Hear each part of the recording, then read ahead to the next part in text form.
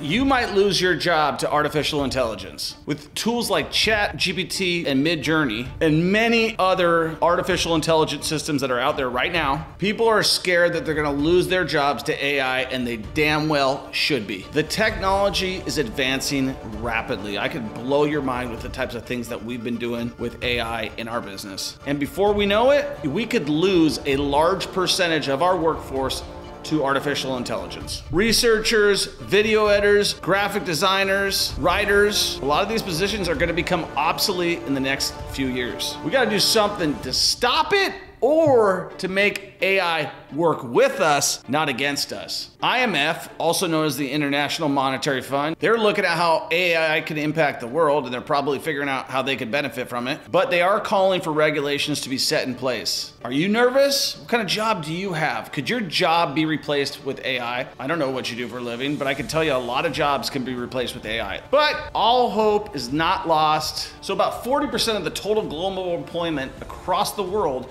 is affected by AI. And in advanced economies like the US and other more, higher grossing, higher GDP countries. So let's go through the concerns. AI may complement human work in many instances, but it can also replace jobs, leading to disruptions. And let's go through this. You don't need anybody to take your order at McDonald's. McDonald's has already done AI with their drive-thru. The only thing that the human being is doing is either messing up your order, giving you an attitude, taking your credit card. All of those things can probably be replaced with AI. So I would imagine in the future, you're gonna place an order on the drive-thru at McDonald's. You're not gonna be talking to a human. It's gonna verify everything. It's gonna say good. And then when you come to the window, you're gonna have a bunch of money. I don't blame them. Like if I'm going to McDonald's right now, I don't wanna deal with anybody. I just wanna go get some food. And if they're cooking it in the back and giving it to me, that's probably the best thing for them, because the people that work at McDonald's, they're generally not that happy. So if your skill set is like, I'm a video editor and AI can replace that, then you might want to be nervous. Or if your job is like, I'm a researcher, AI is a much better researcher. And I'll tell you, I've hired some Upworkers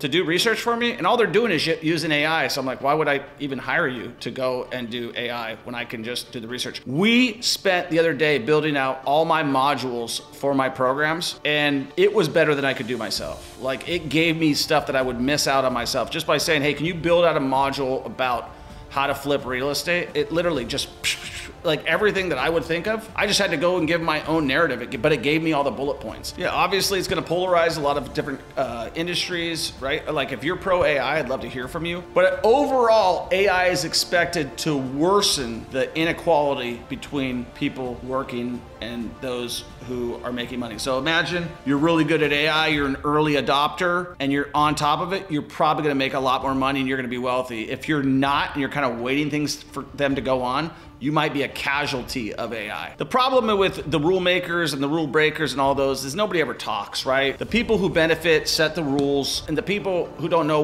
how the rules are going, they've been lifetime politicians, they just pass whatever they put in front of them. So the reality is if you want to stop AI, you got to pay attention to who you're electing and how their knowledge base is on it, and then really the regulation would be a huge thing on this thing, because I can see like privacy's out the door, and with all these tools and mechanics, you can't get away from anything anymore. The government owns your face, they own your identity and everything like that. So in addition to like making some AI reform, I think we need a whole reform on digital stuff in general. I'm not a big proponent of regulation, but let's talk about what regulation really means. So regulation in its truest form is to protect the consumer. You want to regulate a company that might have a monopoly, so they're not taking advantage of the consumer. Right now, there's a lot of companies I could name that need regulation, and AI is gonna be one of them, because AI is a monopoly. There's not a lot of AI companies out there, and so it's gonna be a monopoly. But you also have a monopoly with Google right now. Like Google and Bing have a monopoly. What other search engines are out there? There definitely needs to be a breakup of some of these big technology companies. Emerging markets and those markets who are already emerged, they should definitely be spending time, money, resources,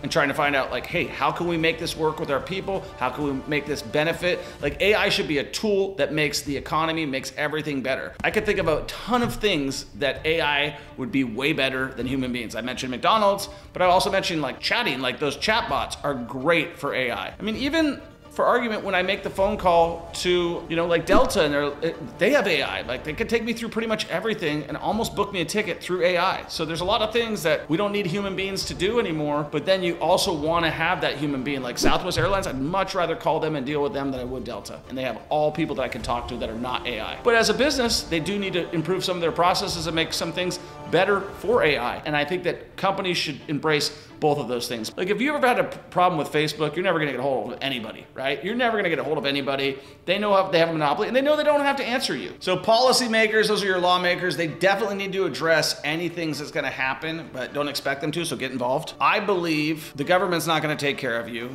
and if we expect them to look out after the people that are gonna be left behind, they're just simply not going to. You know, this is a power grab, this is a money grab, so what you should do is make sure that you have a skill set that can't be replaced by AI. And if you don't, then build a skill set that can be enhanced by AI so that you're a stakeholder, you're not out in the lunch line. As much as it disrupts industries, it creates new ones. And people right now are getting hired just because they know how to use ChatGPT, which is super simple. Some would argue that AI would never do as good of a job as a human can, but I'm gonna argue the exact opposite. And how will the economies and industry adapt to AI? Like, what is the stock market gonna look like when you start putting in all those algorithms in? What's social media gonna look like when you start doing all that stuff? It's gonna get crazy here in the next couple of years. So, love to hear your comments about AI. Do you think it's a good thing? Do you think it's a bad thing? Do you think it's something that's unavoidable? Are we too far past to stop it? Obviously, I agree. How are you gonna benefit from AI? What businesses would benefit from AI?